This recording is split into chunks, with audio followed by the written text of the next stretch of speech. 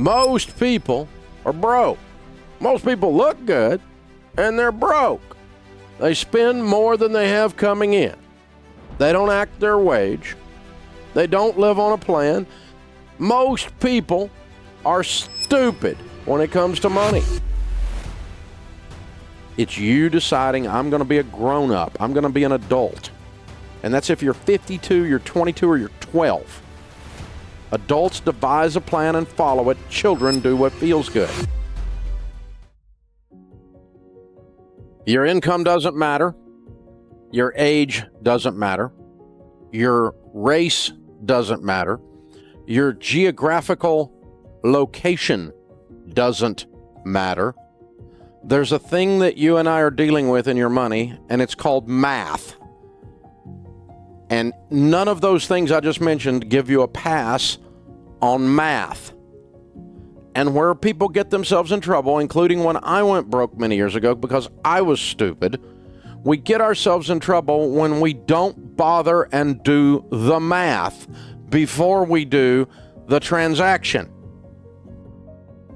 We're the stupid woman from San Diego who leased her dog for $5,400.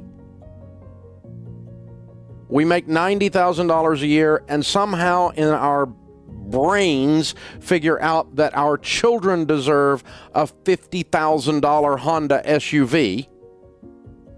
And now we have to take the kids out of private school because we can't pay the payments on the SUV and the private school because we didn't do math.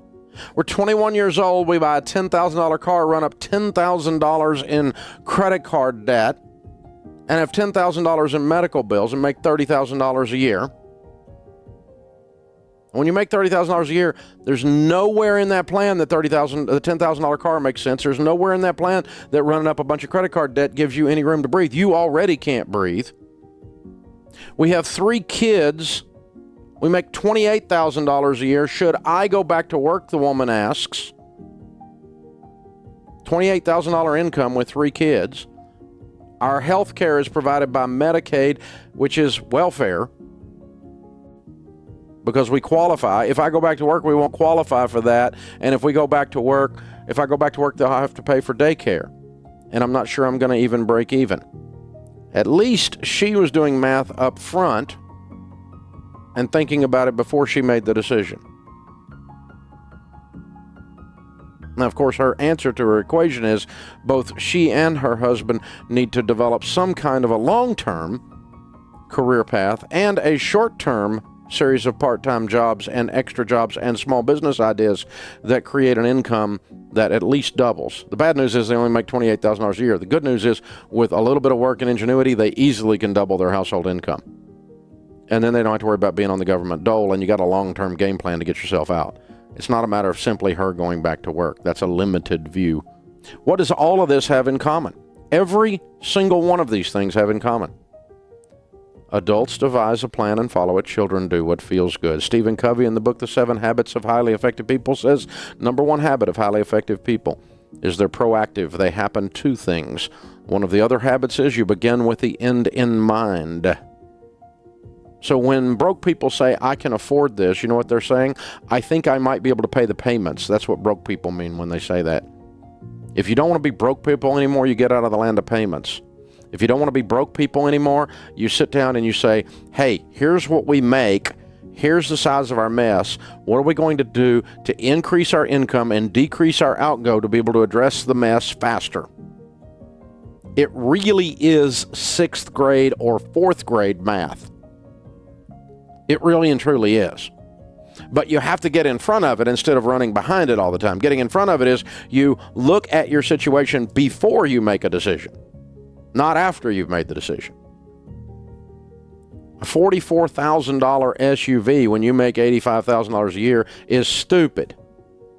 Whether you paid cash for it or not, it's still stupid. But when you financed it, it's double, triple stupid. But it felt good when you bought it, and Mama's going to be pissed at Dave Ramsey because her husband called the show and he said, you're stupid. And Mama loves that car, I'll just tell you. How many times has that story been repeated in the last 25 years? I'm a cuss word in some of your all's houses. That's fine. Everybody's got to have a gift. I've got it. I'm okay. But we have to begin with the end in mind. It's called being a grown-up. You have to look at the situation and go, there's no possible way a sane individual is going to make that decision. But the thing is that we're not sane when we're making half the decisions, because we're operating on about a 4-year-old level, meaning we impulse our butts off. I'm tired. I don't want to cook tonight. Let's go out to eat. We got to go out to eat because I'm tired. I work hard. I'll call the wambulance. We all work hard. I'm sorry. If you'd have followed me around the last 6 days, you'd be in the hospital, some of you. We all work hard. Wah. You poor little thing. Because let me tell you what that going out to eat looks like. It looks like you're 26 years old, you make $30,000 a year. You're 21 years old, you make $30,000 a year, and you run up $10,000 in credit card debt because you bebop in and out of restaurants, you bebop onto a vacation you can't afford, you bebop your butt down to the pet store and buy something you can't afford, you bebop through Target. Some of you go to Walmart for entertainment. Give me a break. You might be a redneck if Walmart is your entertainment. And no wonder you run up debt. No wonder you can't breathe. No wonder, because you got payments coming out your dadgum ears, man. And nobody goes in debt. Listen, people that make $30,000 a year, they're 21 years old, they don't go $10,000 in debt in one purchase. They don't use their credit card and buy one thing for $10,000. No, it's 1,000 $50 things. It's death by 1,000 cuts. And then you look up and go, oh my God, what have we done? What have we done? How stupid are we? Now, I'm on your team. I've done it too. But I'm just telling you, a lot of the stuff that's happened in this hour on this show is stuff that is unbelievably preventable. You just look at it and go, no, we're not going to rent our dog. As a matter of fact, we're not going to finance our dog. And we're sure as crap not financing a cat. You know, it's not happening. Period. We're not buying this car, honey. I know you want a nice car, honey. But you know what? We're broke. Broke people don't buy $45,000 Honda SUVs. We're broke. And you know how I know we're broke? Because we don't have any money. That's how I know we're broke. Well, we make a lot of money. Yeah, but it's all gone. Have you not noticed? We don't have any money. We don't have any money. We don't have any money. No, we're not going out to eat. Why? We're broke. We don't have any money. You're not in freaking Congress. You can't just print it in the basement. You have to live on less than you make, and you have to have a plan, and you have to be intentional. I meet people that make $30,000 a year that save money. I meet people that make $130,000 a year couldn't save money if they had to. It hasn't got anything to do with the income. It's got to do with you freaking controlling the person in your mirror. It's you deciding, I'm going to be a grown-up. I'm going to be an adult. And that's if you're 52, you're 22, or you're 12. Adults devise a plan and follow it. Children do what feels good. Everybody's all worried about everybody's feelings these days. I'm not worried about your feelings. I'll make a living hurting your feelings. I don't give a crap about your feelings. Listen, let me tell you what feels good. Not having any dadgum payments, that's what feels good. Having a pile of money in the bank, that feels good. Being wealthy enough to take your eyes off yourself and not be so dad-blame self-centered and actually be generous, where there's some room, some margin in your budget, and you can give money to somebody else that's hurting. That feels good. But no, we live on the junk food of finance. And financially, we've got an obese culture that's lost its mind. And so you guys, you have to be weird. Normal is broke. The Wall Street Journal says 70% of Americans are living paycheck to paycheck.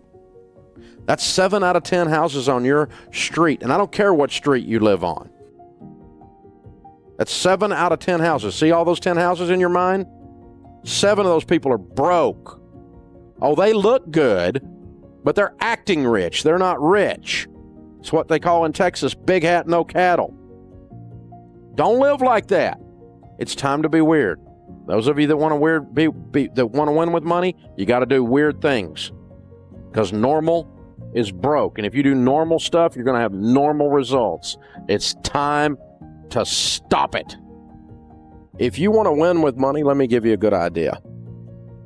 Figure out what most people are doing and run in the other direction. Most people are broke.